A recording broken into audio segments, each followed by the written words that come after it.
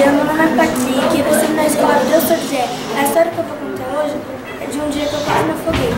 Uma vez, quando eu fui viajar pra praia com meu irmão, minha tia e minha mãe, eu estava perto da piscina sentada.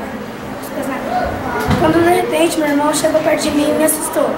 Eu caí na água e comecei a me afogar. Minha tia foi correndo para mergulhar para me pegar. Quando ela me colocou na cadeira, de me pegar do fundo da piscina, eu tinha bastante água dentro de mim, eu não conseguia falar direito. Aí meu irmão, quando chegou perto de mim de novo, quando foi pedir desculpa, a minha tia falou pra ele ficar no quarto dele, pra ele ficar de castigo. Foi o que ele fez. Aí essa história foi que marcou minha vida.